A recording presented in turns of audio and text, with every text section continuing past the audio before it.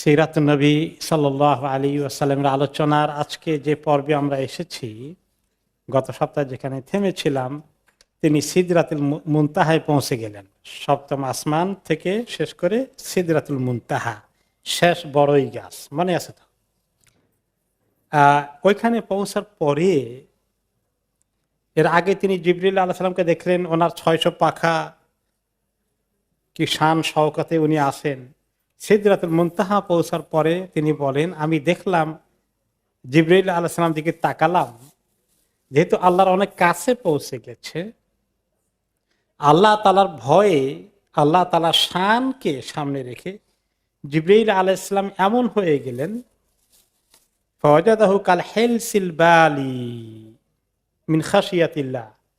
জিবরাইল আলাইহিস সালাম আল্লাহর ভয়ে একদম ফ্যাকাশে হয়ে গেলেন। মনে হলো যে তিনি যেভাবে কোনো বিছানা ম্যাট, আমাদের দেশে পাটি আছে, পাটি পাটি চিনছেন? পাটিটা শুকনো জিনিস, এর মধ্যে কোনো প্রাণ নাই, তাই না? শুকাই যায়, শুকানো গাছ থাকতে তো সবুজ থাকে। তো এক্সাম্পল দিয়েছেন তিনি যে জিবরিল আলাইহিস সালাম দিকে তাকালাম, মনে হয়েছিল তিনি শুকনো পাটির মতো, অর্থাৎ ওনার ভিতরে আল্লাহর ভয়ে তিনি এমন হয়ে গেছেন যে নিজের অস্তিত্ব মনে হয় না বিলীন হয়ে যাচ্ছে ওনার। এত ভয় জিবরিল আলাইহিস সালামের মধ্যে আল্লাহর শানের ব্যাপারে। অনেক কাছে চলে গেছেন তো, সিদরাতুল মুনতাহা আরশের একদম নিচে। অতঃপর কি ঘটলো? সুম্মা গাশিয়াত তিলকা সিদরাতা সাহাবাতুন, একখণ্ড মেঘের মতো কিছু এসে এই সিদরা, বড়ই গাছ, এটাকে ঢেকে ফেললো। আসলে এটা আল্লাহর নূরের ঝলক। ফাতাআখারা জিবরিল আলাইহিস সালাম, এটা দেখে জিবরিল আলাইহিস সালাম একটু পেছনে চলে গেলেন আমার থেকে। একসঙ্গে পাশাপাশি ছিলাম, এখন উনি একটু পেছনে চলে গেলেন। কারণ জিবরিল আলাইহিস সালাম বুঝলেন ওনার যাত্রা এখানে শেষ, ওনার আর সামনে কোনো অ্যাক্সেস নাই। অ্যাক্সেস একলা হবে রাসূলুল্লাহ সাল্লাল্লাহু আলাইহি ওয়াসাল্লাম, আল্লাহর সঙ্গে ওনার অ্যাপয়েন্টমেন্ট। সুম্মা উরিজা বির রাসূল সাল্লাল্লাহু আলাইহি ওয়াসাল্লাম হাত্তা ওয়াসালা ইলা মুস্তাওয়ান সামিআ ফিহি শরীফুল আকলাম। এরপরে নবী করিম সাল্লাল্লাহু আলাইহি ওয়াসাল্লাম একলাই পৌঁছে গেলেন আরো উপরে, এমন এক লেভেলে পৌঁছলেন সেখানে তিনি কলমের খসখসানি শুনতে পাচ্ছেন। ফেরেশতারা আল্লাহ তাআলার হুকুম, যে তাকদীর যেটা লেখা হয়, এটাকে আল্লাহ তাআলা মাঝে মধ্যে চেঞ্জ করেন, হুকুম দেন, ওই লেখালেখির কাজ ওনারা করছেন। এই খসখসানির কলমের আওয়াজ ওনার কানে আসলো। এরপরে নবী করিম সাল্লাল্লাহু আলাইহি ওয়াসাল্লাম বললেন, এখানে আল্লাহ তাআলার সঙ্গে ওনার অনেক কিছু হলো, সব বিস্তারিত আসেনি, কিন্তু তিনি বললেন, খুব সংক্ষিপ্ত আকারে বললেন, ফাআওহাল্লাহু ইলাইয়া মা আওহা, আল্লাহ তাআলা আমার কাছে ওহী করলেন যা ওহী করার, অনেক কিছু করলেন, অনেক কিছু বলে দিলেন। এটা ডাইরেক্ট আল্লাহ তাআলা ওনাকে কথা বলে দিচ্ছেন। এর আগে দুনিয়াতে যে ওহী এসেছে ওনার কাছে কোরআনের মাধ্যমে, অথবা কোরআন ছাড়া বিভিন্ন মেসেজ নিয়ে জিবরিল আলাইহিস সালাম এসেছেন, সেগুলো ওনার মাধ্যমে হয়েছে। এখন সরাসরি আল্লাহ তাআলার সঙ্গে ওনার এই ওহী হয়েছে। এখানে জিবরাইল আলাইহিস সালাম কোনো মাধ্যম হিসাবে কাজ করতে হয়নি। ওই কথোপকথন, কনভারসেশন আল্লাহ তাআলার সঙ্গে সরাসরি হচ্ছে। ফাফারাদা আলাইয়া 50 সালাতান ফি কুল্লি ইয়াউমিন ওয়া লাইলা। এইখানে আল্লাহ তাআলা আমাকে অনেক কিছু বললেন, অনেক কিছু হুকুম দিলেন। তার মধ্যে অন্যতম বড় হুকুম দিয়েছেন তিনি 50 ওয়াক্ত নামাজ ফরজ করার হুকুম দিলেন। দিনে রাতে কয় ওয়াক্ত? 50 ওয়াক্ত। এখন 50 ওয়াক্ত নামাজ যদি আমাদের প্রতি ফরজ থাকতো, এখন কয়জনে পড়তে পারতাম? আর টাইমটা কেমনে মেনটেন করতাম? ফজর থেকে এশা পর্যন্ত টাইম করেন, তাহলে ঘন্টায় একাধিকবার পড়া লাগতো। 12 ঘন্টা যদি ধরি মিডিয়াম দিনের মধ্যে, আর যদি এশা নামাজ রাতের দিকে নিয়ে যান আরো 2 ঘন্টা ধরেন, 14 ঘন্টা। 14 ঘন্টার মধ্যে 50 ওয়াক্তে পড়তে হলে কতক্ষণ পরে পরে পড়া লাগতো? 3, 14, 42, মানে 3.5 ওয়াক্তের মতো গড়ে। আর 3.5 ঘন্টার মতো গড় নাকি? সুবহানাল্লাহ। কিন্তু আল্লাহ তাআলা নিজে ফয়সালা করেছেন একটা প্রক্রিয়ার মাধ্যমে। তিনি যখন আল্লাহ তাআলার সঙ্গে ওখানে অ্যাপয়েন্টমেন্ট শেষ হয়ে গেল, অনেক কথা আল্লাহ তাআলা ওনাকে বলেছেন, সব আমাদের কাছে রেওয়ায়েত আসেনি। ফাআউহা ইলা আল্লাহু ইলাইয়া মা আউহা, তিনি সংক্ষিপ্ত আকারে বললেন যে আল্লাহ তাআলা আমার কাছে যা কিছু ওহী করার করলেন। আর তার মধ্যে 50 ওয়াক্ত নামাজের কথা নিয়ে তারপরে তিনি এবারে ফাইনালি বিদায় নিয়ে আসছেন। ফারাজাতু, আসার পথে প্রথম তার সঙ্গে সাক্ষাৎ হলো নবীদের মধ্যে ফামারাতু আলা মূসা আলাইহিস সালাম। ওনার কাছে যখন আসলাম বিদায় নিয়ে, ওনার কাছে থেকে আবার নেমে যাচ্ছি, তিনি আমাকে বিদায় জানাবেন। বললেন বিমা উমরতা, গেলেন তো বহুত, আল্লাহর সঙ্গে পার্সোনাল অ্যাপয়েন্টমেন্ট ছিল, কি বিশেষ হুকুম নিয়ে আসলেন আপনি, কি দিলেন আল্লাহ তাআলা আপনাকে স্পেশাল? তিনি বলেন ফারাদা আলাইহিম খামসিনা সালাতান কুল্লি ইয়াউম, প্রতিদিন 50 ওয়াক্ত করে নামাজ পড়ার ফরজের এই হুকুম আল্লাহ তাআলা দিয়েছেন। তিনি বললেন, মুসা আলাইহিস সালাম শুনে কি বললেন? ইরজা ইলা রাব্বিক ফাসআলহু তাখফীফ ফাইন্না উম্মাতাকা লা ইউতিকুনা যালিক। আপনি মেহেরবানি করে আপনার রবের কাছে আবার ফেরত যান, গিয়ে দরখাস্ত দেন যে আল্লাহ একটু কমিয়ে দেন, কারণ আপনার উম্মত এটা করতে পারবে না। উনি বুঝলেন কেমনে এটা, মুসা আলাইহিস সালাম কেমনে বুঝলেন? এক্সপেরিয়েন্স। ওয়া ইন্নী আল্লাহি কাদ জাররাবতুন নাসা ক্বাবলাকা, আমি আপনার আগে উম্মতকে ডিল করে আসছি, আমার এক্সপেরিয়েন্স আছে। তাজরাবা মানে এক্সপেরিয়েন্স। আমার এক্সপেরিয়েন্স শুনেন, জলদি করে যান, আল্লাহকে দরখাস্ত দেন কমানোর জন্য। ওয়া আলাজতু বানি ইসরাঈল আশাদ্দাল মুআলাজা, বনি ইসরায়েলকে ডিল করতে গিয়ে যে আমার কি কষ্ট হয়েছে জানেন? উম্মতকে এত সহজে খাওয়ানো যায়? ফারজা ইলা রাব্বিক, প্লিজ যান, কমানোর জন্য দরখাস্ত দেন। তিনি গেলেন, কয়েক তো কমানো হলো, 5 ওয়াক্ত 45 আসলো, আবার আসলেন। মুসা আলাইহিস সালাম হয়নি, আবার যান 40, তারপরে কমতে কমতে 35, 30, 25, 20, 15, 10, 5 পর্যন্ত কয়বার জার্নি হলো হিসাব করেন বসে বসে। মুসা আলাইহিস সালাম বারে বারে ফেরত দিচ্ছেন, হয় নাই, আবার যান, আবার যান, আবার যান, আবার যান। 9 টাইম না, 5 নং 45, 9 বার মুসা আলাইহিস সালাম এবং আল্লাহ তাআলার সঙ্গে শাটল সার্ভিস। ফালাম আরজি বাইনা রাব্বি তাবারাক ওয়া তাআলা বাইনা মুসা, আমি মুসা আলাইহিস সালামের কাছ থেকে আর আল্লাহর কাছে এই দৌড়াদৌড়িতে আছি, যাওয়া আসা করতে করতে শেষ পর্যন্ত আল্লাহ তাআলা বললেন, ইয়া মুহাম্মদ, এবারে আমি করে দিলাম 5 ওয়াক্ত, ইন্নাহুন্না খামসু সালাওয়াতিন কুল্লা ইয়াউমিন ওয়া লাইলা, যাও তোমাকে 5 ওয়াক্তে এনে নামিয়ে দিলাম। লিকুল্লি সালাতিন আশর, তবে আমি এই 5 ওয়াক্তে পড়লে এক ওয়াক্তের জন্য 10 ওয়াক্তের নেকি দেব। 5 ওয়াক্তে তোমার উম্মত 50 ওয়াক্তের সওয়াবই পেয়ে যাবে। খালি বুঝাই আসো তারা যেন 5 ওয়াক্ত ঠিক মতো পড়ে। ওকে, তখন আমি 5 ওয়াক্তের খবর পেয়ে নবী করিম সাল্লাল্লাহু আলাইহি ওয়াসাল্লাম খুশি, এবারে মোটামুটি ওনার নিজের ইতমিনান হয়েছে। এবারে মুসা আলাইহিস সালামের কাছে আবার যখন আসলেন বিদায় নিয়ে, মুসা আলাইহিস সালাম এখনো হ্যাপি না, বরং আবার যান আপনি মেহেরবানি করে। নবী করিম সাল্লাল্লাহু আলাইহি ওয়াসাল্লাম বললেন, লাকাদ রাজাতু ইলা রাব্বি হাত্তা ইস্তাহইয়াতু মিনহু, আপনার কথাই তো 9 বার গেছি, কমাইতে কমাইতে 5 ওয়াক্তে আমার আল্লাহ আনছে, এখন প্লিজ আমার আর লজ্জা হচ্ছে, এর বেশি আমি আর যাইতে পারবো না। মনে হয় আমার উম্মত এটা ম্যানেজ করতে পারবে।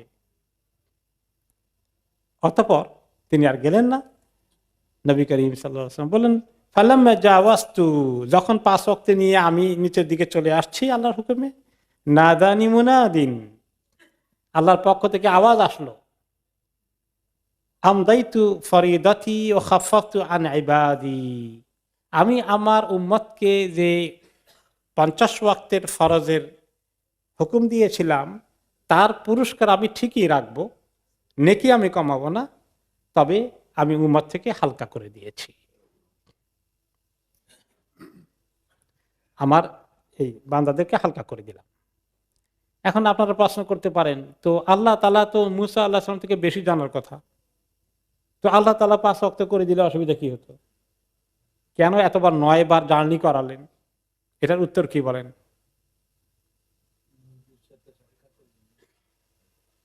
আচ্ছা, আল্লাহ তাআলার সঙ্গে উনি একটা সুন্দর পয়েন্ট বলেছেন যে আবার গেলে আবার আল্লাহর সঙ্গে কথাবার্তা হলো। সাক্ষাৎ দেখা কিন্তু ফিজিক্যালি আল্লাহর সঙ্গে হয় নাই। এটা আলোচনা আসতেছে। আবার আল্লাহর সঙ্গে কথাবার্তার সুযোগ হলো। এটা একটা আছে, আরো কিছু আছে। ভেরি গুড পয়েন্ট আরেকটা আসছে যে মুসা আলাইহিস সালাম যে উম্মতকে ডিল করতেছে অনেক খাটনি আছে। উম্মত যে খালি তারা হতে চায়, কথা শুনে না, এগুলো নবী মুহাম্মদ সাল্লাল্লাহু আলাইহি ওয়াসাল্লাম দেখলে যেন ঘাবড়াইয়া না যান। উনি যেন ট্রেনিং পান। সব নবীরাই এরকম করেছে, উম্মতে তেড়ামি করবে আর আমাকে ঘাবড়াই গেলে চলবে না। নবুয়তের কাজ অনেক কষ্টের কাজ, হিম্মত হারালে চলবে না। এটা আরেকটা পয়েন্ট পাওয়া গেল, আরো আছে। জি, হ্যাঁ, আচ্ছা, আরেকটা সুন্দর পয়েন্ট এসেছে যে আল্লাহ তাআলা চাইলে তো 50 ঠিকই রাখতে পারতেন, কিন্তু তিনি আমাদেরকে রহমত দেখালেন। কথাটা পয়েন্ট আসছে কিন্তু কমপ্লিট হয় নাই। হ্যাঁ, রহমতটা দেখালেন যে কমাইতে কমাইতে তিনি যে কত রহমতের মালিক এটা দেখালেন। Good point. এটাকে একটু কমপ্লিট করা যায় এই সেন্সে, যদি আগে আল্লাহ তাআলা 5 ওয়াক্ত দিয়ে দিতেন তাহলে উম্মতে তো এটা এই সহজেই নিত, 5 ওয়াক্তই তো। কিন্তু 50 থেকে 5 করার কারণে উম্মতের প্রতি যে কত ইহসান করেছে, সাইকোলজিক্যালি উম্মত এটা এই একটা ফিলিং আসছে যে আল্লাহ তো চাইলে 50 করতে পারতেন, তিনি অনেক রহমত দিয়ে আমাদেরকে পাশে আনলেন। তো আল্লাহ তাআলা আসলে বুঝাইতে চান যে তোমরা অল্প করলেও অনেক বেশি নেকি দেব। আর যদি বলতেন 5 ওয়াক্ত তাহলে এই সমস্ত জার্নি আর হতো না। আর আমরাও যে আল্লাহর কাছে গিয়ে যে কনসেশন পেয়েছি এটাও আর কোনো বুঝার কায়দা ছিল না। এই একটা প্রক্রিয়ার মাধ্যমে আল্লাহ তাআলা ইন অ্যাডভান্স জানেন যে তিনি 50 বলবেন, শেষে মুসা আলাইহিস সালাম আটকাবেন, উনি আবার পাঠাবেন, আবার দিয়ে দিয়ে পাশে যাবে। এগুলো কি আল্লাহ তাআলা অ্যাডভান্স জানতেন না? জানতেন, কিন্তু একটা প্ল্যান করেছেন এভাবে যাতে করে আমরা আল্লাহ তাআলার রহমতটাকে, যে ভাই যেটা বলেছেন, এটাকে রিয়ালাইজ করি যে আল্লাহ রাব্বুল আলামিন আমাদেরকে বেশি নেকি দিতে চান। শুধু 5 ওয়াক্তের নেকি দেবেন না। এই জন্য 5 ওয়াক্তের এই ইবাদতটাকে আমরা যেন না হারাই। নবী করিম সাল্লাল্লাহু আলাইহি সাল্লাম এই উম্মতকে 5 ওয়াক্তের ফরজের জন্য কত নসিহত করেছেন। মৃত্যুর আগে, ইন্তিকালের আগে আমরা শুনবো তিনি কিভাবে নসিহত করেছেন যে আসসালাতু আসসালাতু ইয়া উম্মতি, সাকরাতের হালতে বলছেন, হে উম্মত, নামাজ নামাজ, নামাজকে খেয়াল করো, নামাজকে যত্ন করো, নামাজকে হারিও না, ছেড়ে দিও না। কিন্তু সেই উম্মতের আজকে মেজরিটি নামাজকে ছেড়ে দিয়েছে। 5 ওয়াক্ত পড়ে মেজরিটি। এরপর আরেকটি হাদিস এসেছে, নবী করিম সাল্লাল্লাহু আলাইহি সাল্লাম ওখানে আরো কিছু তিনি স্পেশাল ওনাকে দিয়েছেন আল্লাহ তাআলা। ফাউতিয়া রাসূলুল্লাহ সাল্লাল্লাহু আলাইহি ওয়াসাল্লাম সালাসান। আব্দুল্লাহ ইবনে মাসউদ রাদিয়াল্লাহু আনহু বলেন, আরেকটি হাদিসে তিনি শুনেছেন নবী করিম সাল্লাল্লাহু আলাইহি ওয়াসাল্লাম বলেছিলেন যে ওনাকে আরো 3টি জিনিস দেওয়া হয়েছে, মোট 3টি স্পেশাল জিনিস দেওয়া হয়েছে। তার মধ্যে একটা এই 5 ওয়াক্ত নামাজ, ওতিয়া সালাওয়াতুল খামস, এই 5 ওয়াক্ত ফরজ নামাজ। তার আগে মেরাজ হওয়ার আগে নবী করিম সাল্লাল্লাহু আলাইহি ওয়াসাল্লাম কি নামাজ পড়েছেন? পড়েছেন, কিন্তু সেই নামাজটা ছিল 2 রাকাত করে, এবং এই 5 ওয়াক্তের কোনো খবর ছিল না। মেইনলি রাতের নামাজ, কুমিল লাইলা ইল্লা কালিলা। কিন্তু বাকায়দা রুটিন করে 5 ওয়াক্ত মেরাজের আগে যেভাবে ছিল, এর আগে সেরকম ভাবে ছিল না। তাহলে 1 নম্বর এই 5 ওয়াক্ত নামাজ। 2 নম্বর হচ্ছে ওয়া উতিয়া খাওয়াতিমা সূরাতুল বাকারা। সূরাতুল বাকারার যে 2টা লাইন আছে, আমানার রাসূলু বিমা, 2টা আয়াত, বিমা উনজিলা ইলাইহি মির রাব্বিল মুমিনুন, এখান থেকে শেষ পর্যন্ত এইটা আল্লাহ তাআলা ওই সময় ওনাকে স্যাংশন করেন, ভেরি স্পেশাল। মেরাজের সময় এটা দান করেছেন আল্লাহ তাআলা ওনাকে। এবং এই 2টো আয়াত যদি কেউ শোয়ার সময় পড়ে শোয়, তাহলে আল্লাহ তাআলা রাসূলুল্লাহ সাল্লাল্লাহু আলাইহি ওয়াসাল্লাম কি বলেছেন? কাফাতাহু, এই 2টি আয়াত তার জন্য কিফায়া হয়ে যাবে, তাকে হেল্প করার জন্য রাত্রে জিন শয়তান এদের দুষ্টামি থেকে তাকে হেফাজত করার জন্য এনাফ হয়ে যাবে, সকল অনিষ্ট থেকে হেফাজতের জন্য যথেষ্ট হয়ে যাবে। 3 নম্বরে ওগুফিরা লিমান লাম ইউশরিক বিল্লাহি মিন উম্মতিহি শাইআন আল মুকহিমাত, আর এই উম্মতের মধ্যে কেউ যদি শিরক না করে, শিরক থেকে একদম পিওর থাকে, ক্লিন থাকে, তাহলে তিনি সুসংবাদ দিয়েছেন তাদের অনেক বড় বড় গুনাহ আল্লাহ মাফ করে দিবেন। এখন শিরক কি, কিভাবে শিরক থেকে বাঁচা যায়, এই জিনিসটা ভালো করে জানতে হবে কিনা জানা দরকার। আমরা তো তাফসীর উপলক্ষে বিভিন্ন সময় শিরকের বিভিন্ন জিনিস চলে আসে, কাজেই এই শিরক থেকে কিভাবে উম্মতকে হেফাজত করা যায়, আমরা আমাদের পরিবার পরিজনকে, আমাদের আত্মীয় স্বজনকে শিরক থেকে রক্ষা করতে পারি, তাহলে তাদের জন্য সুসংবাদ আছে। হয়তো গুনাহ তো আমরা না করে থাকতে পারছি না, কেউ আসেন নিজে কোনো গুনাহ হয় না, কেউ নাই, সবাই গুনাহ করছি, কিন্তু সুসংবাদ আছে যদি শিরক না করে তাহলে আল্লাহ তাআলা মাফ করে দিবেন। এই সুসংবাদও মেরাজে তিনি দিয়েছেন। তারপরেও কবিরা গুণের জন্য তওবা লাগবে। কবিরা গুণে এমন বড় হয়ে গেছে, তওবা করছে, তওবার অবস্থা সুবিধা না, হয়তো তওবা করলেও শেষ হয় নাই, এরপরেও আল্লাহ তাআলা স্পেশাল খাস মেহেরবানি করে হয়তো তিনি করে দিবেন যদি শিরক না করে। এখন আসলো এই যে আল্লাহ তাআলার সঙ্গে কথাবার্তা হলো, তিনি কি আল্লাহকে দেখেছেন কি না, এটা নিয়ে কিছু দ্বিমত হয়েছে ইমামদের মধ্যে, উলামাদের মধ্যে, সাহাবাদের থেকে শুরু করে পরবর্তী জামানায়ও। কিন্তু মেজরিটি সাহাবীদের মতামত হচ্ছে যে তিনি আল্লাহ তাআলাকে সরাসরি দেখেন নাই, কথা হয়েছে খুব কাছে থেকে দুইজনে, যেখানে জিবরিল আলাইহিস সালামও ছিলেন না, 1 to 1 কথা হয়েছে, কিন্তু তিনি আল্লাহ তাআলাকে দেখেন নাই। কারণ কি? মেইন দলিল হচ্ছে একটা হাদিস এসেছে, আয়েশা রাদিয়াল্লাহু আনহাকে জিজ্ঞেস করলেন মাসরুক রাহিমাহুল্লাহ তাবেঈ যে ইয়া উম্মাতা হাল রাআ মুহাম্মাদুন রাব্বাহু, যে আম্মা, নবীর বিবিরা তো আমাদের কি মা, যে মা, নবী করিম সাল্লাল্লাহু আলাইহি ওয়াসাল্লাম কি আল্লাহকে দেখেছিলেন? ফাকালাত লাকাদ কাফফা শা'রি মিম্মা কুলতা, যে তুমি যে কথা বলেছ এই কথার কারণে আমার শরীরের কথাগুলো, আমার চুলগুলো মনে যেন দাঁড়িয়ে গেছে, খাড়া হয়ে গেছে। খুব মারাত্মক কিছু ঘটে গেলে কি হয়, শরীরের মধ্যে লোমগুলো খাড়া হয়ে যায়, ঠিক না, শিহরণ ধরে, এত বড় কথা তুমি বললে। আইনা আনতা মিন সালাসিন মান হাদাসা কুন্না ফাকাদ কাযাব, 3টি কথা আমি তোমাকে বলি ভালো করে জানি না, এই 3 কথার কোনো একটা কেউ যদি বলে সে মিথ্যা কথা বলে, তুমি মনে করবা। 3 কাজের কোনটা কোনটা? মান হাদাসাকা আন্না মুহাম্মাদান রাআ রাব্বাহু ফাকাদ কাযাব, যে ব্যক্তি তোমাকে বলবে যে মুহাম্মদ সাল্লাল্লাহু আলাইহি সাল্লাম তার রবকে দেখেছেন মেরাজের সময়, এটা মিথ্যা কথা, মনে রাখবা। সুম্মা কারাত, অতঃপর তিনি কোরআনের আয়াত দলিল হিসাবে নিয়ে আসলেন। কোরআনের আয়াতে কি লেখা আছে? সূরা আল আনআমের 103 নম্বর আয়াতে, বাদা আউযু বিল্লাহি মিনাশ শাইতানির রাজিম, লা তুদরিকুহুল আবসার ওয়া হুয়া ইউদরিকুল আবসার ওয়া হুয়াল লাতীফুল খাবীর। কোন চক্ষু তাকে দেখতে পাবে না দুনিয়ার মধ্যে, এই দুনিয়ার জীবনে দেখতে পারে না, হজম করতে পারবে না। ওয়া হুয়া ইউদরিকুল আবসার, তিনি আল্লাহ সমস্ত চক্ষুকে দেখেন, সবাইকে দেখতে পান। ওয়া হুয়াল লাতীফুল খাবীর, তিনি অতি সূক্ষ্ম এবং তিনি সবকিছুর খবর রাখেন। এই একটা দলিল। আরেকটা দলিল কোরআনে পাকে আছে, সূরা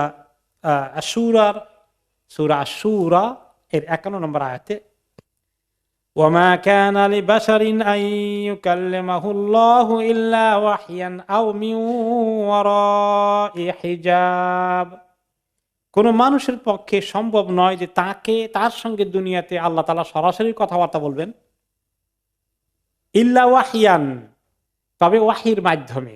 ওই যে কথা হয়েছে মেরাজে গিয়ে ওয়াহি, সেটাও কারণ আল্লাহকে দেখেন নাই, সরাসরি কথা হলেও এটা ওয়াহি। আও মিন ওয়ারাই হিজাব, অথবা কাছাকাছি হলেও হেজাব থেকে গেছে, ব্যারিয়ার থেকে গেছে, পর্দা থেকে গেছে। তাহলে এটা কয় নম্বর? যে তিনটা জিনিসের খবর বললে বিশ্বাস করবা না, 1 নম্বর গেল, তাই না? এবং তিনি দলিল নিয়ে আসলেন। আর 2 নম্বর তিনি বললেন ওমান হাদ্দাসাকা আন্নাহু ইয়ালামু মা ফি গাদিন ফাকাদ কাযাব।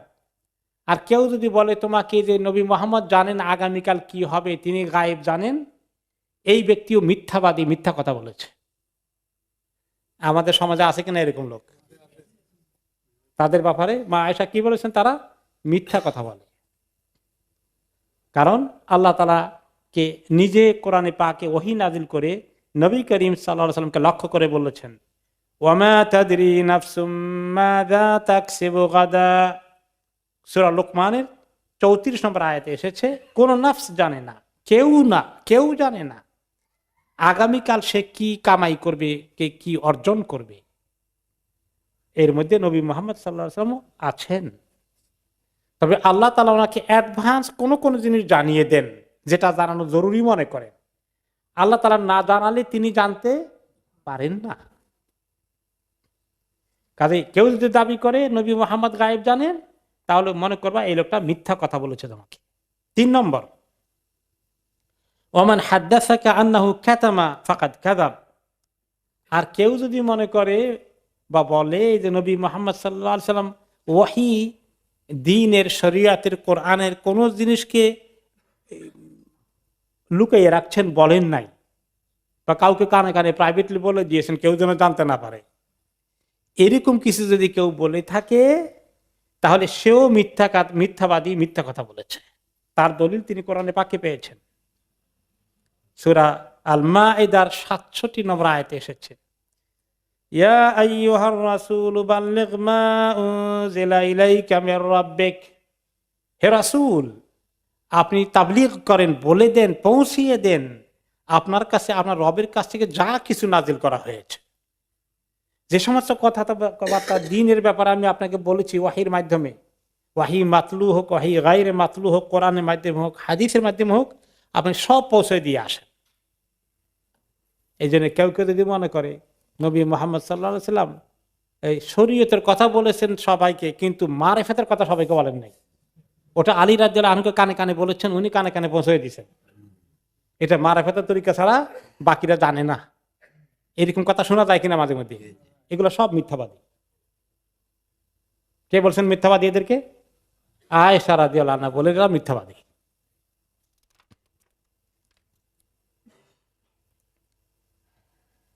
কেউ একটু কনফিউজ হয়ে গেছে একটা আয়াত নিয়ে, সেটা হচ্ছে সূরা আন-নাজমের 9 নম্বর আয়াতে।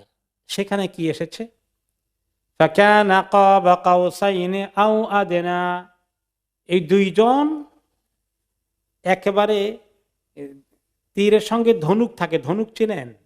তীর মারে ছোটার জন্য যে বউ আছে, এটাকে ধনুক বলে। আর লোকাল ল্যাঙ্গুয়েজে কি বলে? আচ্ছা, ধনুকই বলে। এই ধনুকের 2 মাথা, এই মাথা এখানে, আরেক মাথা এখানে, এর চেয়ে বেশি দূরত্ব আর না।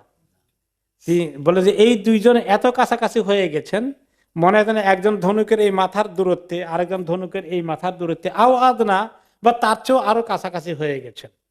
এই দুইজনকে, এই দুইজনের ব্যাপারে সহিহ তাফসীর হচ্ছে নবী মুহাম্মদ সাল্লাল্লাহু আলাইহি ওয়াসাল্লাম এবং জিবরাইল আলাইহিস সালাম।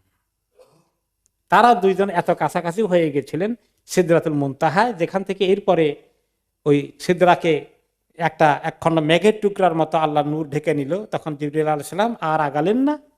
ওই যে দেখাটা হয়েছে কাছাকাছি, সেত্তু মিয়াতে জানা, 600 পাখা দিয়ে ওনার মণি মুক্তা, খচিত পাখা ঝরঝর করে পড়ছে মণি মুক্তা পাখা থেকে, ওই দেখাটা হয়েছিল এত কাছে থেকে যে দুই ধনুকের 2 মাথার কাছাকাছি বা তার চেয়েও কাছাকাছি। কেউ কেউ মনে করেছেন এই দুইজন আল্লাহ এবং মুহাম্মদ সাল্লাল্লাহু আলাইহি ওয়াসাল্লাম। এই তাফসীরটা ঠিক নয়, এই ধারণা যারা করেছেন এটা ঠিক নয়। এখানে অধিকতর সহি কথা হচ্ছে যে জিবরিল আলাইহিস সালাম এবং মুহাম্মদ সাল্লাল্লাহু আলাইহি ওয়াসাল্লাম। তবে তিনি আল্লাহ তো অনেক কাছাকাছি হয়েছেন ঠিকই, কিছু দেখেছেন। কি দেখেছেন? আবু যর রাদিয়াল্লাহু তাআলা আনহু বর্ণনা করেন যে উনি যখন মেরাজ থেকে আসলেন বা মেরাজের পরে ঘটনা শুনলাম, জানলাম, পরে আমি একদিন ওনাকে জিজ্ঞেস করলাম, সাআলতু রাসূলুল্লাহ সাল্লাল্লাহু আলাইহি সাল্লাম হাল রাআইতা রাব্বাক। আবু যর রাদিয়াল্লাহু আনহু বলে যে আপনি কি আপনার রবকে দেখেছেন? ডাইরেক্ট কোয়েশ্চন, তাই না? ডাইরেক্ট প্রশ্ন। তিনি কি জবাব দিলেন? এইটার মধ্যে সব ক্লিয়ার হয়ে যায়। তিনি বলেন নূরুন আন্না আরাহু, এটা সব তো নূর, তিনি তো নূর, এমন নূরের ঝলক আমি ওনাকে দেখবো কেমন?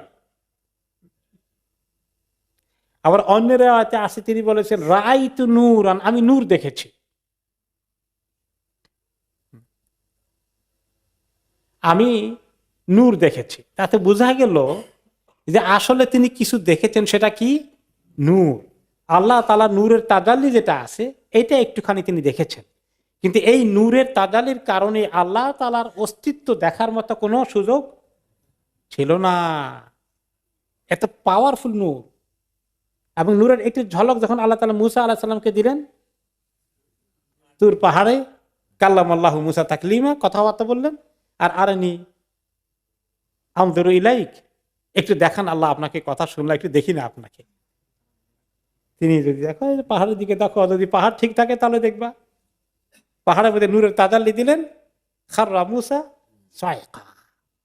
তো কাজে এটা সম্ভব না, লা তুদরিকুহুল আবসার, ওই যে আয়াত শুনলাম, কোন চোখ আল্লাহকে দেখতে পাবে না ওই হাসরের ময়দানের আগে, আখিরাতের আগে। কাজেই নবী করিম সাল্লাল্লাহু আলাইহি ওয়াসাল্লাম আল্লাহকে তার অস্তিত্বটা তিনি, তার অবয়বকে তিনি দেখতে পাননি, কিন্তু নূরের ঝলক দেখেছেন। কাজেই তখন বলা হয়েছে নূরুন আন্না আরাহু, তিনি তো নূর, আমি ওনাকে দেখবো কিভাবে? আবার আরেক হাদিসে রাআইতু নূরান, আমি একটু নূর দেখেছি। এই দুইটার মধ্যে কোনো কন্ট্রাডিকশন নাই, তাই না? একটা কথা একটা কথার সঙ্গে সাংঘর্ষিক নয়, পরিপূরক, কমপ্লিমেন্টারি।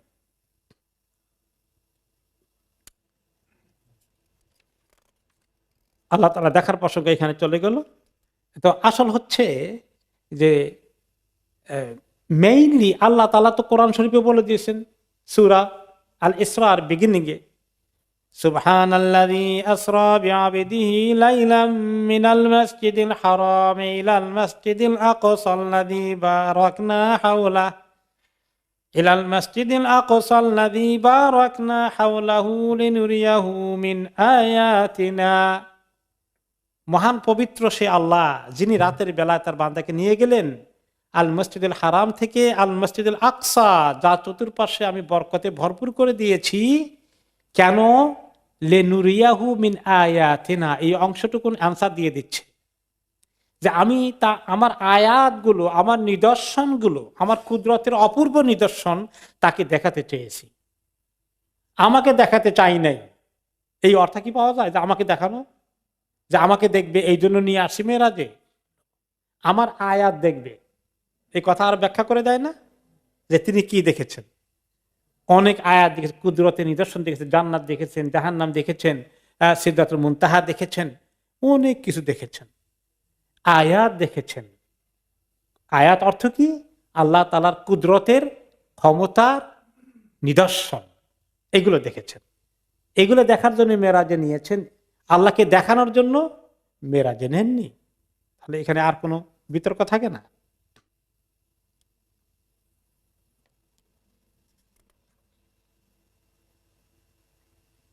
আল্লাহ তাআলাকে দেখানোর কথার এই ডিবেটের পরে বা এই ডিসকাশনের পরে মুসা আলাইহিস সালামের কাছে আসলেন, সেখান থেকে তারপরে উনি কিভাবে আসলেন, পরবর্তী জার্নি।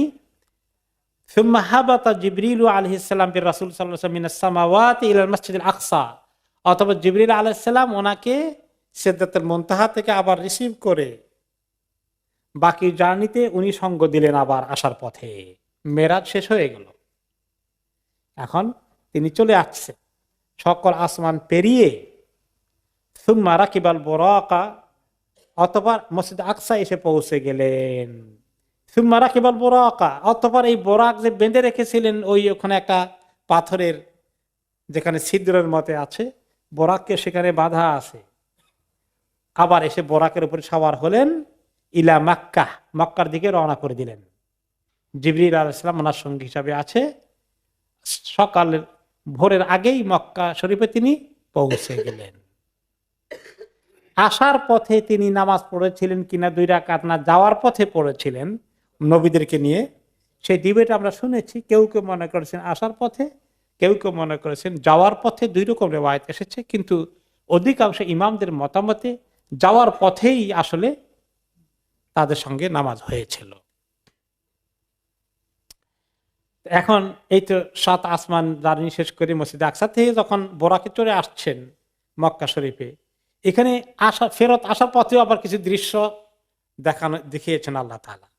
যাওয়ার পথে কিছু দেখিয়েছিলেন, মুসা আলাইহিস সালাম নামাজ পড়ছেন ইত্যাদি, মনে আছে তো কবরের মধ্যে। এখন তিনি বলেন যে ফেরাত আসার পথে আমি যখন বাইতুল মাকদাস থেকে মক্কায় আসি, দেখতে পেলাম মারারতু বিঈরে বনি ফুলান, আমি যখন ফেরত আসি একটা কবিলার পাশে দিয়ে আমরা আসছিলাম। ফানফারাহুম হিসুদ্দাবা, সেই কবিলার কতগুলো পশু, গবাদি পশু, তাদের উট অথবা তাদের ছাগল, ভেড়া, এগুলো একটা বাতানোর মতো ছিল। এগুলো যখন পাশে দিয়ে আসছি, তো বোরাকের নয়েজে, বোরাকের গতি টের পেয়ে এরা একটু ছত্রভঙ্গ হয়ে গেল, একটু তারা ভয় পেয়ে গেল, কি যাচ্ছে, এটা কি জিনিস, বোরাক কি জাতা জিনিস নাকি? মানুষ দেখলে তো সব ফিট করে মরেই যেত। গরু ছাগল ভাবা চাকা খেয়ে এদিক সেদিক চলে গেছে। ফানাদ্দালাহুম বাইর, এবং এই যে ভেবা চাকা খেয়ে একটু ইতস্ততা বিক্ষিপ্ত হয়ে গেছে প্রাণীগুলো, তার মধ্যে ওই বনি ফুলানের অমুক কবিলার একটা উট একটু দূরে গিয়ে হারিয়েই গেছে বেচারা, তাকে তো আর মালিকরা খুঁজে পাবে না। ফাদাল্লালতুহুম আলাইহি, আমি তাদেরকে ইঙ্গিত করেছি যে ওটা ওইদিকে গেছে, তারা পরে সেটা থেকে জোগাড় করে নিয়ে আসছে। অল্প সময়ের ভিতরে এতগুলো কেমনে হয়? ওই মেয়েরা যে এতগুলো কেমনে হলো, এখানেও তাই হলো, দুনিয়াতেও। সুম্মা আকবালতু হাত্তা ইযা কুনতু বিদাজনান, অতঃপর আমি জার্নি কন্টিনিউ করছি মক্কার দিকে। যখন দাজনান এলাকার দিকে আসলাম, একটা দাজনান একটা পাহাড়ের নাম, মারারতু বিঈরে বনি ফুলান ফাওয়াজাতুল কওমা নিয়ামান, সেখানে গিয়ে এক কবিলার পাশে দিয়ে যাচ্ছি, তাদের অনেক গবাদি পশু, গরু ছাগল বা ইত্যাদি উট, এগুলা বাতান আছে। আর ওই সময় তারা সবাই ঘুমিয়ে আছে মানুষগুলো। ওয়ালাহুম ইনাউন ফীহি মাউন কাদ গাত্তু আলাইহি বিশাই, তাদের একটা পানির পাত্র আছে, খাবার পানির ছোট্ট একটা জগের মতো কিছু আছে, তো ওটাকে তারা কাভার করে দিয়েছে কিছু একটা দিয়ে, কারণ কাভার করে রাখে, বিসমিল্লাহ বললে তো আর শয়তান খেতে পারে না। যাই হোক, তো ওরা কাভার করে রেখেছিল। তো আমি আসার পথে ওখানে যখন ক্রস করি, আমি একটি পিপাসার্ত হয়ে গেলাম, পানি খাইতে মনে চলে। দেখলাম যে একটা পানির পাত্র, জগের মধ্যে একটু পানি আছে। তা আমি ঢাকনিটা সরিয়ে ওখান থেকে, জগ থেকে বা যে পাত্রে পানি ছিল, আমি পানি খেয়ে ফেললাম। পানি খুব বেশি ছিল না, একজনের পান করার মতো ছিল। আমি এটা খেয়ে ফেললাম, খেয়ে আবার এটাকে কাভার করে ফেললাম। এখন উনি যে ওদের পানি খাইলেন, পারমিশন নিছেন, এটা প্রশ্ন আসবে। একটা প্রশ্ন দিকে আমরা পরে যাই। তুম্মা গাত্তাইতু আলাইহি কামা কান, পানি খাওয়া শেষ করে আবার আমি সেটাকে কাভার করে ফেললাম, আবার ঢেকে দিলাম। পানি তো নাই, কিন্তু আমি ঢেকে রেখেছি। ওয়া আলা রাসিল ঈরি জামালুন আওরাক আলাইহি গারারাতান, আর তাদের ওই গবাদি পশুর ওই জায়গায় একটা উট ছিল স্পেশাল কালারের, তার রংটা ছিল একেবারে এক কালার নয়, কিছুটা সাদা এবং কালোর মাঝামাঝি। সাদা কালোর মাঝামাঝি মিক্স হলে এই কালারকে কি কালার বলে? ধূসর বলে নাকি? মনে হয় ধূসর। ধূসর রঙের একটা উট ছিল। এটাতে সাধারণত উটের এরকম থাকে না, ভেরি স্পেশাল দুই একটা হয়। তো একটা উট ওই রকম ছিল, আমি নোটিস করেছি। এবং এই উটের পিঠে ছিল 2টা বস্তার মতো কিছু একটা। তারা আসলে এগুলা নিয়ে এক জায়গায় যাওয়ার কথা ছিল, কিন্তু যাত্রা বিরতি করেছে। বস্তার মধ্যে কিছু জিনিসপত্র ছিল, ইহদাহুমা সাউদা আল উখরা বারকা, 2টা বস্তা উটের পিঠে আছে। একটা বস্তা হচ্ছে কালো রঙের, আরেকটা বস্তা হচ্ছে একটুখানি সাদা উজ্জ্বল রঙের। এটাও আমি নোটিস করেছি। এগুলো পরে তিনি কাফেরদেরকে বলেছিলেন মক্কা আসার পরে, আমি যখন ক্রস করি এগুলো দেখছি, তোমরা এগুলো কনফার্ম হইতে পারো। ওকে, তো এখন কথা হলো যে তিনি যে পানি খেলেন, তো পানি খাওয়াটা কতটুকুন জায়েজ হয়েছে, কারো অনুমতি ছাড়া তাদের খাওয়া যায় কিছু? এটা হলো যে আরবদের একটা জেনারেল সিস্টেম ছিল যে তারা যেহেতু পানি সহজে পাওয়া যায় না, তারা বাইরে এরকম ভাবে পানি রাখতো, পথচারী কেউ আসলে পিপাসায় কষ্ট হলে যেন পানি খেতে পারে। যেখান থেকে পরে কনসেপ্ট এসেছে সাবিল সাবিল সাবিল, মানে ফ্রি। এখন আরব দেশে দেখবেন যে হজের সময় এই হজের সময় কি করে, ফ্রি খাবার দেয়, বলে সাবিল সাবিল। মানে সাবিল আসলে রাস্তা, মুসাফির, মুসাফিরকে দিকে সাবিল দ্বারা ইঙ্গিত করা হয়। তো এরকম তারা রাখতো। এখনো আরব দেশে কোনো কোনো জায়গায় কোনো কোনো বাসার বাইরে ট্যাপ একটা থাকে, পানি সিং দেওয়া থাকে প্রতীকদের জন্য, পথচারী পারাপার যারা করে তারা খাবে, এবং লেখা থাকে মা উন সাবিল, মানে ফ্রি পানি মুসাফিরদের জন্য খাওয়া অ্যালাউড আছে।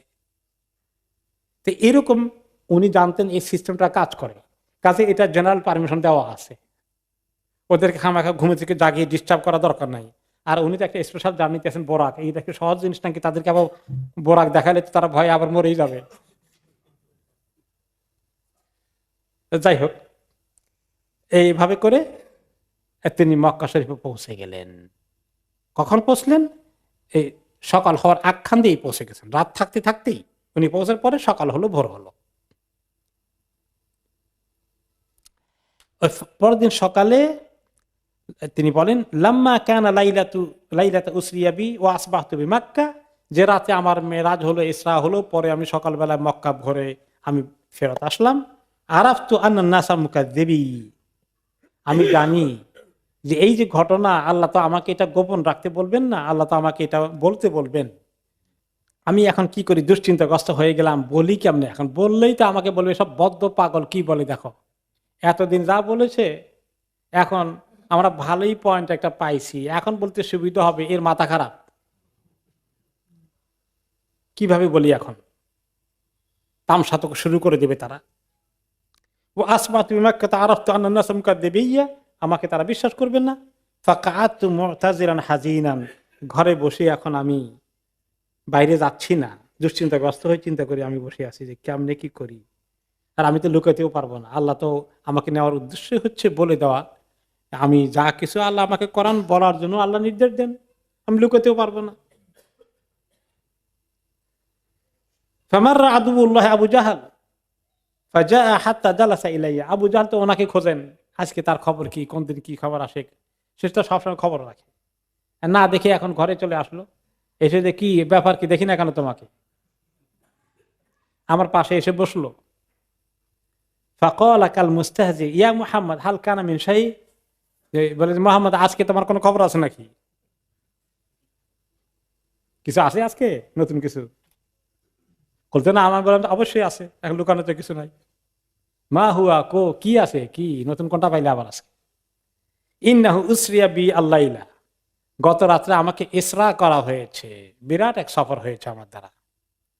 ইলা আইনা, কোথায়? ইলা বাইতুল মাকদেস, বাইতুল মাকদেসে গেছি রাত্রে। বাকিটা আর বলেন না যে মেরাজ উপরে গেছি, এর দূর বলেই তো থামানো যাবে না, কারণ ইসরা তো এর দূরই, বাকিটা কি মেরাজ, সুম্মা উরে যাবি, এটা বলেন নাই, উসরি যাবি বলেছেন শুধু।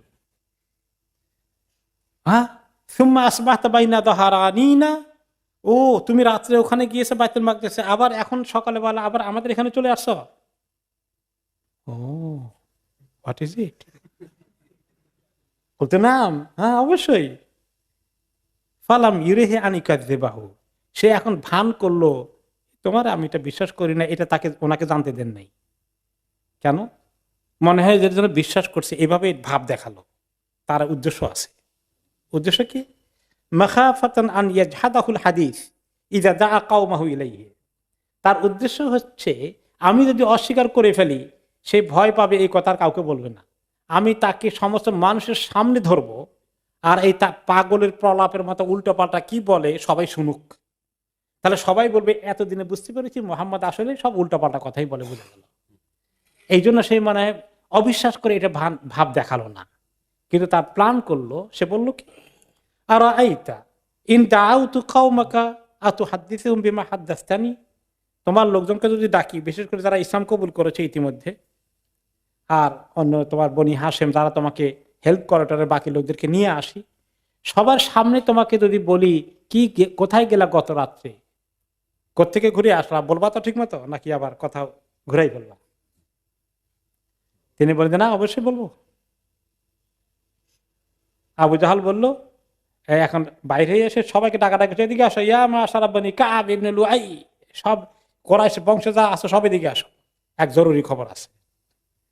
আল্লাহ তাআলা ওই তাকে দিয়েই কাজ করাচ্ছেন। নবী করিম সাল্লাল্লাহু আলাইহি ওয়াসাল্লাম যে কোনো জায়গায় বলবেন না, মাইকও তো নাই, মাইকে অ্যানাউন্স করবেন তাও তো নাই, কানে কানে কয়জনকে বলবেন, বলতে বলতে তো টায়ার্ড হয়ে যাবেন। এখন সেই সব লোক জোগাড় করে নিয়ে আসছে। সবাই কি খবর, কি খবর, মোহাম্মদের কাছে জরুরি খবর আছে, জরুরি খবর আছে, কি ব্যাপার? আবু জাহেল এই খবর দেয়, সবার ভিতরে কৌতূহল, সবাই চলে আসলো। এসে দেখে আবু জাহেল আছে, পাশে বসছে। আর আবু জাহেল এবার বলেন, সমস্ত মানুষের সামনে বলছেন নবী করিম সাল্লাল্লাহু আলাইহি ওয়াসাল্লাম লক্ষ্য করে, হাদ্দিস কওমাকা বিমা হাদ্দাসতানি ইয়া মুহাম্মদ, মুহাম্মদ একটু আগে আমাকে যে খবরটা দিয়েছিলা সবার সামনে একটু বলো, কি কোথায় গেলে কালকে রাত্রে? তিনি বলেন, ইন্নী উসরিয়া বিল লাইলা, গত রাত্রে আমাকে ইসরা করা হয়েছে, বিরাট এক জার্নি হয়েছে আমার। ইলা আইনা, কোথায়? ইলা বাইতুল মাকদিস। অতঃপর তুমি আমাদের এখানে আবার চলে আসছে, বাইনা তো হারানি না? বলে না। হ্যাঁ তাই। এই কথা শুনে এবার মুশরিকরা, এই তো তাদের হই হল্লো শুরু হয়ে গেল, হাসাহাসি, অট্ট হাসি, দেখো এই যে পাগল হয়ে গেছে, আর আমাদের প্রমাণের দরকার নাই। হাততালি দিয়ে তারা বাহ বাহ, খুব ভালো করেছো, খুব ভালো, মানে তারা মস্কারি শুরু করে দিয়েছে। এবং কেউ কেউ আবার তাদের মাথা মধ্যে হাত রাখছে, দেখছো কি বলে পাগল। হ্যাঁ, মাথায় হাত রাখছে, দেখো এই লোকটা একেবারে বদ্ধ পাগল হয়ে গেল কিনা। আর এটা হয়ে গেছে, এই ঘটনা কিন্তু বিরাট ফিতনা হয়ে গেল, গোটা মক্কায় ছড়িয়ে পড়লো।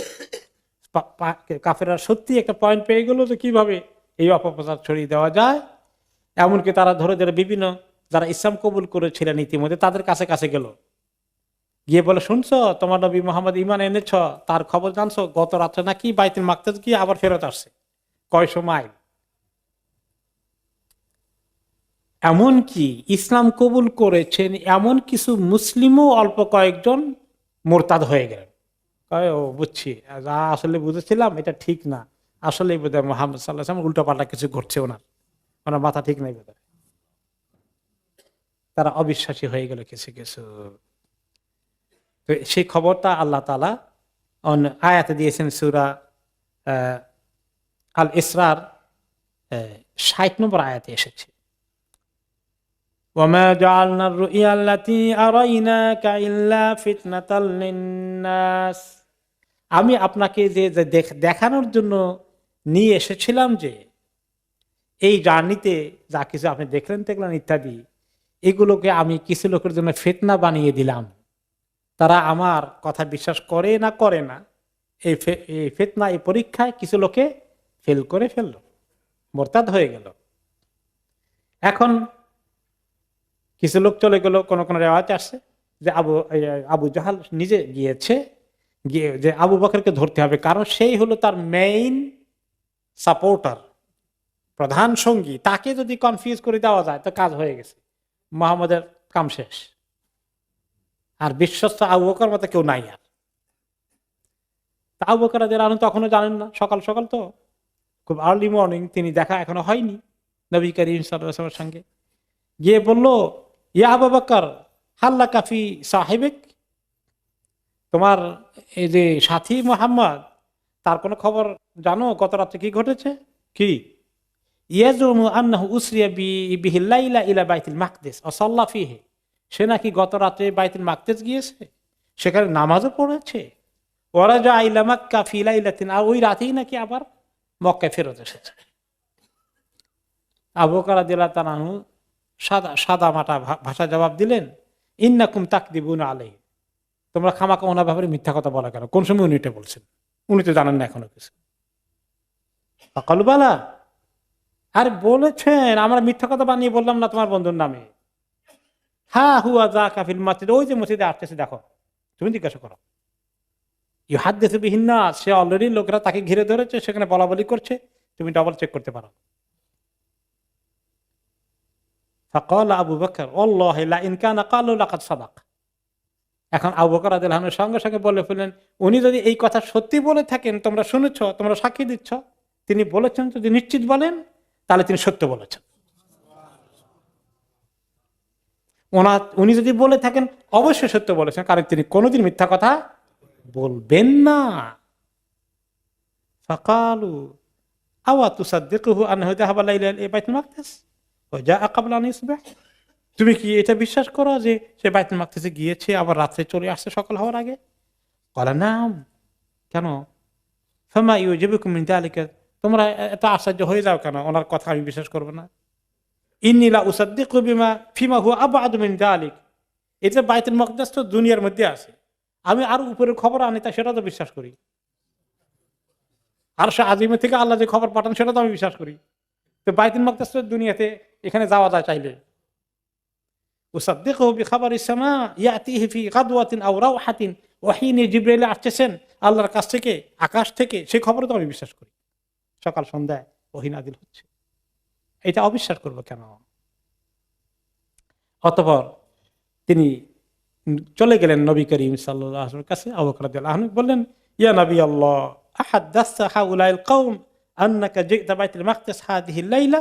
আপনি বলেছেন যে এই গত রাতে আপনি বাইতুল মাকদিসে গিয়েছিলেন এবং ফেরত এসেছেন, আপনি সত্যি বলেছেন তো? ক্বালা নাম, হ্যাঁ আমি এটা বলেছি। ফাকাল আবু বকর সাদাকতা, তাহলে ঠিক বলেছেন, সত্য বলেছেন। আর কোনো কথা নাই। কেমনে গেলেন এত রাত্রে, একটু বুঝাই বলবেন? কোন তরিকায় গিয়েছিলেন? কোনো আর্গুমেন্ট করেছেন? না, সঙ্গে সঙ্গে সাদাকতা, আপনি ঠিক বলেছেন, আপনি সত্য বলেছেন, আপনি কোনোদিন মিথ্যা বলতে পারেন না। নবী করিম সাল্লাল্লাহু আলাইহি ওয়াসাল্লাম আবু বকর রাদিয়াল্লাহু আনহুকে বললেন, ওয়া আনতা ইয়া আবু বকর আস-সিদ্দিক। আবু বকর, আল্লাহ তাআলা আপনাকে সত্য কবুল করার জন্যই বাছাই করেছেন। আপনার আল্লাহর পক্ষ থেকে আপনার জন্য টাইটেল হচ্ছে কি? সিদ্দিক। যে সত্য মানতে, বিশ্বাস করতে একটুও হেজিটেশন করে না, সত্যবাদী, সত্যে বিশ্বাসী আপনি। সেদিন থেকেই আবু বকর সিদ্দিক সিদ্দিক হয়ে গেলেন। এরপরে আসলো, এখন কোরাইশ লোকেরা কি আর ছাড়ে নাকি? আবু বকরকে তো বিশ্বাস করাতে পারে নাই। আবু বকর রাদিয়াল্লাহু আনহু যখন তাদের কথা বিশ্বাস করে নাই, নবী করিম সাল্লাল্লাহু আলাইহি ওয়াসাল্লাম কথা বিশ্বাস করেছেন এবং মেজরিটি মুসলিম যারা আছেন তারাও বিশ্বাস করবেন, বোঝা গেল। এখন তারা চিন্তা করলো যে সেই যেই কথা বললো আর আবু বকর বিশ্বাস করে, এখন আমরা তাকে আটকানোর আরেকটা বুদ্ধি আছে। সেটা কি? যে তুমি কি আমাদেরকে পারবে আনতাসে ফেলানা বাইতুল মাকদিস? বাইতুল মাকদিস কি রকম, গেট কয়টা, কোন দিকে কি দরজা কয়টা, গম্বুজ কয়টা, এগুলো কিছু বলতে পারবা? বিস্তারিত বর্ণনা দিতে পারবা? তাহলে আমরা চেক করে দেখবো, আমাদের এখানে কেউ কেউ আগে জার্নিতে গিয়েছিলেন, তাদেরকে ধরে নিয়ে আসব, তারা বলবে, ভেরিফাই করবে তুমি ঠিক বলছো কিনা।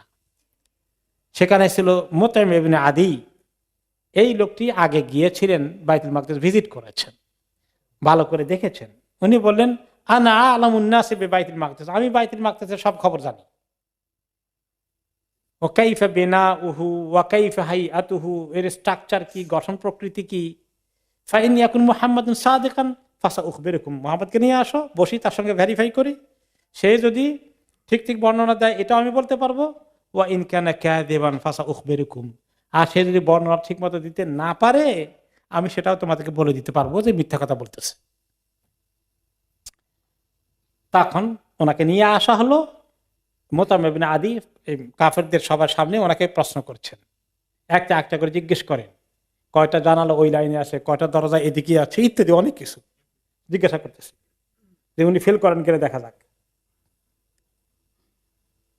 ওকে, তখন বলেন যে আমি হেজার মাকামে ইব্রাহিমের ওখানে আসি, ওয়া কুরাইশুন তাসআলুনি আন মাসরায়া, তারা সবাই ঘিরে ধরে আমাকে জিজ্ঞাসা করতেছে, প্রশ্ন করছে। ফাসআলাতনি আন আশিয়া মিন বাইতুল মাকদিস লাম উসবিতহা, অনেকগুলো জবাব দিয়েছি কিন্তু দুই একটা জিনিস আমার কনফিউশন হয়ে গেছে। এটা কিরকম ওইটা বলো তো, কনফিউজড হয়ে গেছে, আমি একটু আমার দ্বন্দ্ব লেগে গেছে মানসিকভাবে, আমি একটু একটু ভুলে গিয়েছি সেই দৃশ্যটা। ফাকুরিবতু কুরবাতান মা কুরিবতি মিসলাহু কাত্তু, যখন ওইটা আমি বলতে পারছি না, একটু আমার কাছে মন থেকে চলে গেছে, ওইটা আমার মাইন্ডে আসছে না, এই সময় আমি এমন এক মুসিবতে পড়লাম, হায় হায়। তারা একটা পয়েন্ট পাওয়ার দরকার, শুধু বলবে দেখো বলতে পারে নাই, মিথ্যা কথা বলেছে। এই কারণে আমি এমন ভয় পেয়ে গেলাম, মনটা এত খারাপ হয়ে গেল, ইন্নালিল্লাহ কি করি এখন, দুশ্চিন্তাগ্রস্ত হয়ে গেলাম। আর এই মুহূর্তের মধ্যেই দেখতে পেলাম ফারাফাহুল্লাহু লি আনজুরু ইলাই, আল্লাহ তাআলা আমার চোখের সামনে বাইতুল মাকদাসকে এভাবে নিয়ে আসলেন, আমি দেখতে পাচ্ছি দিব্যি। কোন কোন রিওয়ায়াতে আছে ফাজাল্লাল্লাহু লি বাইতুল মাকদাস, আল্লাহ তাআলা বাইতুল মাকদাস আমার সামনে উঠিয়ে নিয়ে আসলেন, পরিষ্কার একদম সব দেখা যাচ্ছে। ফাতাফিকতু উখবিরহুম আন আয়াতিহি ওয়া আনা আনজুরু ইলাইহি, এবং আমি একটা একটা করে যেটা জিজ্ঞাসা করতেছি সব দেখতে পাচ্ছি,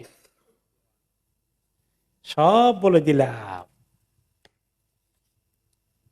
কোন কোন রিওয়ায়াতে আসছে যে উদি আদুনা দারে আকিল, যে আকিল যে ওনার চাচা হয় বোধহয় সম্পর্কে, নাকি তার সাথে ভাই, তার ঘর বরাবর ওই দিকে আমার চোখের সামনে বাইতুল মাকদাসটা এভাবে দাঁড়িয়ে গেছে। একদম আমি একেবারে টু দ্য পয়েন্ট সবগুলো অ্যান্সার করে দিলাম, আর কোনো হেজিটেশন থাকলো না। যখন আমার কথা তাদের ইন্টারোগেশন শেষ হয়ে গেল, মুশরিকরা এখন বলল, মুতাবিঈনরা আদি সহকারে সবাই বলল, আমান্না আতুফা ওয়াল্লাহি লাকাদ আসাব, বর্ণনা তো ঠিক মতো দিয়েছে, দেখা যায় বর্ণনা ঠিক হয়ে গেছে, কিন্তু হেদায়েত কি কবুল হচ্ছে? নয়। নবী করিম সাল্লাল্লাহু আলাইহি ওয়াসাল্লাম তাদেরকে আরো বললেন, শোনো, এই তো বাইতুল মাকদিসের বর্ণনা পেয়েছো, আমি পথে আসছে কি কি দেখেছি, কি কি ঘটনা, দুই একটা তোমাদেরকে বলি। আয়াতু যালিকা আন্নী মারাতু বিইরিন লাকুম বিমাকানি কাযা ওয়া কাযা, তোমাদের অমুক গোষ্ঠীর তাদের যে পশু, গবাদি পশুগুলো যে জায়গায় আছে, ওদের মাঝখান দিয়ে আমি ক্রস করছিলাম, তাদেরকে ওই জায়গায় দেখে এসেছি, এবং আমার বোরাকের আওয়াজে, চলার গতিতে তারা ভয় পেয়ে ছত্রভঙ্গ হয়ে গেল, এবং একটা উট একদিকে দৌড়ে পালিয়ে যাচ্ছিল দূরে, তারা খুঁজে পেত না, আমি বলে দিয়েছি একটা উট ওদিকে চলে গেছে। এরপরে অমুক তাদের পানি ছিল গ্লাসের মধ্যে, তারা সকালে উঠে দেখতে পাবে যে পানির ঢাকনি ঠিকই আছে, কিন্তু পানি খাওয়া শেষ হয়ে গেছে, আমি সেখান থেকে পান করেছি। এবং তাদের ওই উটের পালের মধ্যে একটা উট এই কালারের আছে, স্পেশাল কালারের, ধূসর রঙের, জিজ্ঞেস করে কনফার্ম করো। আর সে উটটা আসতেছে, আসার পরে আমি যেগুলো বললাম ওদিকে জিজ্ঞাসা করবো এই সময় ঘটনা ঘটেছে কিনা, তারা শুনতে পেয়েছে কিনা যে তাদের উটের পাল ছত্রভঙ্গ হয়ে গেছিল হঠাৎ করে রাতের বেলায়, একটা উট একদিকে দৌড়ে পালিয়ে যাচ্ছিল, এবং একজনে আওয়াজ দিয়েছে তাদেরকে যে উটটা ওদিকে পালিয়ে যাচ্ছে, ওইদিকে তোমাদের উটটা, এগুলো জিজ্ঞাসা করবো তোমরা। তারা পরের দিন আস্তে ধীরে যখন উটগুলো আসলো, আসার পরে ঠিকই তারা দেখলো ওইখানে ধূসর রঙের উট আছে, তাদেরকে জিজ্ঞাসা করেছে তাদের পানি খেয়েছিল কিনা, গ্লাস খালি পেয়েছিল কিনা, ইত্যাদি সবকিছু প্রমাণ হয়ে গেল। তারা আরো বলল যে লাদ্দালানা বাইরুন, আমাদের একটা উট দৌড়ে আরেক দিকে চলে গিয়ে আমাদের দৃষ্টির অগোচরে চলে যাচ্ছিল। ফাসামাইনা সাউতা রাজুলিন, এক লোক আওয়াজ দিয়ে বললো, আমাদের কানে আসলো, ইয়াদউনা ইলাইহি হাত্তা আখাযনাহু, বললো যে ওই দিকে তোমাদের উটটা, সেই উটটাকে আমরা তারে উদ্ধার করে নিয়ে আসলাম। ফাআজিবাল কুফারু লাম্মা আরাফু সিদকা রাসূল সাল্লাল্লাহু আলাইহি ওয়াসাল্লাম, কাফিররা আশ্চর্য হয়ে গেল, সাংঘাতিক তো, সব তো মিলে যাচ্ছে, প্রমাণ তো আর কোনো অভাব নাই, সব প্রমাণিত হয়ে গেল। বাট ওমা যাদাহুম যালিকা ইল্লা নুফুরান ওয়া তুগয়ানান কাবীরা, কিন্তু এগুলো তাদেরকে সীমা লঙ্ঘন, দুশমনী আরো মনে হয় বাড়িয়ে দিল।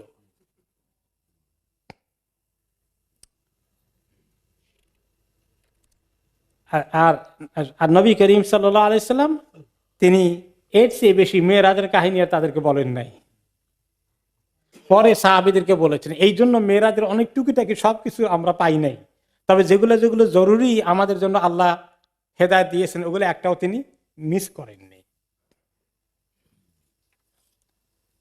ওকে, 3 minutes left. ওকে, এখন আসেন যে এই হাফেজ ইবনে হাজার আল আসকালানী রহমতুল্লাহ আলাইহি বুখারী শরীফের ব্যাখ্যা লিখেছেন ফাতহুল বারী, তিনি এই মেরাজের হাদিসের এগুলো সামনে রেখে কিছু জিনিস আমাদের জন্য শিক্ষণীয় পেশ করেছেন। মেরাজের জার্নি, যাওয়া আসা ইত্যাদি। এক নম্বরে বলেছেন যে আকাশগুলোর মধ্যে অনেকগুলো গেট আছে, প্রত্যেকটি আসমানে গেট আছে আলাদা, সেখানে গার্ড দেওয়ার জন্য সিকিউরিটি আছে, এটা প্রমাণ হয়ে গেল ফেরেশতা দ্বারা। ঠিক আছে। 2 নম্বর হলো যে গেটে কোনো জায়গায় ঢুকতে হলে পারমিশন নিতে হয়। এই একটা লেসন আমরা পেলাম, কারো বাড়িতে হুট করে ঢুকে যাইতে নাই। আমাদের দেশে গ্রামের বাড়িতে কি করতে জানেন, এরকম তো কোনো গেটও নাই, খোলা বাড়ি, মহিলারা কাজকর্ম করছে, পোশাক পরিচ্ছদে ঢাকা নাই, পুরুষরা ঢুকে যাচ্ছে, চাচা ঢুকে, ভাতিজা ঢুকে, কোনো খবর নাই। তো এই যে নক না করে ঢুকা ঠিক না, এটা একটা লেসন পাওয়া গেল। আর যখন জিবরিল আলাইহিস সালাম নক করেছেন, নক করার অবস্থায় জিজ্ঞাসা করেছেন যে কে, তখন জিবরিল আলাইহিস সালাম কি জবাব দিয়েছেন, যে আনা জিবরিল ও মাই মুহাম্মদ সাল্লাল্লাহু আলাইহি ওয়াসাল্লাম, আমি জিবরিল, সঙ্গে মুহাম্মদ সাল্লাল্লাহু আলাইহি ওয়াসাল্লাম। নাকি জবাব দিয়েছেন আমরা, আমি। তো এখান থেকে লেসন হলো যে কি রাতের বেলা অনেক সময় কেউ যদি বলে দরজা খোলো, কে, আমি, এরকম বলে না, আমি কে? তো আমার এক আত্মীয় ছিলেন, মুরব্বী, দাদা সম্পর্কে হয়, তো উনি এরকম খুব বড় নাম করা মুরব্বী, মাতবর ছিলেন আর কি। তো বাড়ির পাশে দিয়ে কেউ যাওয়া আসা করলে মাঝে মাঝে তারা কথাবার্তা বললে বা আসলে বলতে যে জিজ্ঞাসা করতে কোনো দেন দরবারের জন্য, সালাম দিয়ে বলতে আসেন না কেউ, মুখ যে আসছি। তা আপনি কে? আমি আসছি। আমি? আপনি কোন আমি? আমি তো আরেক আমি। তো নাম বলতে হবে, নাম বলতে হবে। ওকে। তারপরে এখানে আরেকটা শিক্ষা আছে যে ওনারা সালাম দিয়েছেন, আমরা ডিসকাশন করতেছিলাম। জিবরাইল আলাইহিস সালাম তো ফেরেশতাদের লিডার, নবী মুহাম্মদ সাল্লাল্লাহু আলাইহি ওয়াসাল্লাম নবীদের লিডার, ওনারা সালাম দিলেন। তার কারণ কি, যিনি আসছেন আগন্তক, তিনি সালাম দিবেন যারা বাড়িতে আছে, ঘরে আছে, বসা আছে তাদেরকে। এরপরে ওনারা ওয়েলকাম করেছেন, মনে আসেনি, প্রত্যেকটি নবী, প্রত্যেক ফেরেশতা ওয়েলকাম করেছে। তাহলে এরকম সম্মানিত মেহমান আসলে একটু তাদেরকে ওয়েলকাম করা একটা ভালো জিনিস। এখন কেউ আসেন নাকি যারা গুমরো করে একটু ওয়েলকাম করে না, কেউ কেউ আছে এরকম। আর ওয়েলকামের অভ্যাস আমাদের জাতির মধ্যে একটু কম। আরব দেশে ওয়েলকামটা কিন্তু খুব বেশি আছে, লক্ষ্য করেছেন? মানে অনেকক্ষণ ধরে কুশলাদির বিনিময় করে। আর আমি দেখছি সবচেয়ে বেশি কুশলাদির বিনিময় করে সুদানিজ। কেবল হাল হ্যাঁ মাশাআল্লাহ বারাকাল্লাহ কন্টিনিউ করে। আমি মাঝে মধ্যে তামসা দেখতাম, শুধু আমি, আমার রুমমেট ছিলেন সুদানি, যখন লেখাপড়া করি রিয়াদে, প্রায় 5 মিনিট এই মানে ওয়েলকাম চলতেছে, তিনি বলতেছেন, তিনি জবাব দিচ্ছেন, তিনি বলছেন, তিনি জবাব দিচ্ছেন, মানে 5 মিনিট প্রায়। আমি হতবাক। আমরা ওয়েলকামের দিক থেকে একটু বখিল, এত বেশি হাসি মুখে অনেকের সাদরে বরণ করা খুব একটা হয় না। General culture is very poor. আর শুকরিয়া জানানোর ক্ষেত্রেও পুয়ার। কৃতজ্ঞতা প্রকাশের ক্ষেত্রে ধন্যবাদ একটা শুদ্ধ বাংলায় আছে, কয়জনই ব্যবহার করি, তেমন নাই, ফিউ মিনিটস ইনশাআল্লাহ। কিন্তু অন্যান্য ল্যাঙ্গুয়েজে থ্যাংক ইউ অনেক আছে, আরব দেশে ওইটা অনেক আছে, আমাদের মধ্যে একটু কম, সুন্নতের মধ্যে পাওয়া গেল এটা। ওকে। এরপরে হলো যে নবী করিম সাল্লাল্লাহু আলাইহি সাল্লামকে ওয়েলকাম করেছেন, যে উনি সবচেয়ে উত্তম মেহমান এসেছেন। আর এটা কি একটু প্রশংসা হয়ে গেল না? একটু মুখের উপরে প্রশংসা করা কি জায়েজ আছে? যাদের সত্যি আল্লাহ তাআলা শান দিয়েছেন, একটুখানি স্বীকৃতি দেওয়ার মধ্যে এমন কোনো গুনাহ নাই। খুব বেশি তেল মারার কাজ না করলে হয় আর কি, তেল মারামারি বুঝেন তো, ওইটা না করলে হলো। কিন্তু একটু তাকে ওয়েলকাম করা, আলহামদুলিল্লাহ আপনাকে পেয়ে আমরা এত খুশি হয়েছি আজকে, আলহামদুলিল্লাহ। গরিবের দুয়ারে হাতির পাড়া বলে নাকি, মানে কিছু একটা সম্মানিত লোককে একটু ওয়েলকাম করার মধ্যে, এর সম্ভাষণ করার মধ্যে কোনো অসুবিধা নেই। তবে এটা করতে গিয়ে আমাদের দেশে আবার একটা নকল জিনিস আছে, আর্টিফিশিয়াল, কি জানেন? বড় মন্ত্রী মিনিস্টার আসলে মানপত্র দেয়, ওরে বাবারে, মানপত্রের মধ্যে আবার এমন তেল মারামারি কারবার এত বেশি করে, আবার সে টু আর্টিফিশিয়াল। কিন্তু ন্যাচারালি একটুখানি ওয়েলকাম করা, নো প্রবলেম। এরপরে যে ইব্রাহিম আলাইহিস সালামকে দেখতে পেয়েছেন, হাদিসে এসেছে, তিনি বাইতুল মামুরের এভাবে হেলান দিয়ে বসেছিলেন। কেউ যদি কাবা করে হেলান দেয়, এটা বসা জায়েজ আছে। নবী করিম সাল্লাল্লাহু আলাইহি ওয়াসাল্লাম মাঝে মধ্যে কাবা করে হেলান দিয়ে বসেছিলেন। যে ও কাবা করে হেলান দিলে বিরাট গুনাহ হয়ে গেলে, এমন কিছু না। অবশ্যই এখন তার হেলান দেওয়ার সুযোগ পাবে না, মানুষের যে অবস্থা ভিড়। তার মধ্যে আরেকটি কথা আছে গুরুত্বপূর্ণ, সেটা হচ্ছে রাতের বেলায় সফরটা আল্লাহ তাআলা করিয়েছেন, দিনের বেলায় করার নাই কেন, তাই না? তো রাতের সফরটা আসলে অনেক ভালো সফর হয়। একটি হাদিসে নবী করিম সাল্লাল্লাহু আলাইহি ওয়াসাল্লাম বলেছেন, যারা লম্বা সফর করবে তোমরা আলাইকুম বিদুলজা, তোমরা রাতের সফর করবে। রাতের সফর করো একটু। রাতে সফর করলে সুবিধা কি জানো? মরুভূমির মধ্যে, বিশেষ করে আরব দেশে ঠান্ডাটা দুপুরে গরমের মধ্যে পারা যায় না, তো রাতের বেলায় চলতে একটু কষ্ট কম হয়। ফাইনাল আরদা তুতওয়া বিল্লাইল, রাতের বেলায় জমিনটা রাস্তা মনে হয় যেন ছোট হয়ে আসে। রাতের বেলায় সফর করলে বরকত হয় বেশি, বিশেষ করে পায়দলে। কালকে আমাদের একটা আলোচনা ছিল ইংলিশে, এখানে একজন আরব বলছিলেন গত রাতে যে এখনো আরব দেশে যারা রাতের বেলা চলে তারা বলে যে রাত্রে চলার মধ্যে সময় অনেক বরকত হয়, রাস্তা তাড়াতাড়ি আগায় দিনের তুলনায়। তো আল্লাহ তাআলা এত বড় জানি নিবেন, রাস্তা তো অনেক দূর, এই জন্য আল্লাহ তাআলা রাতের বেলায় নিয়েছেন।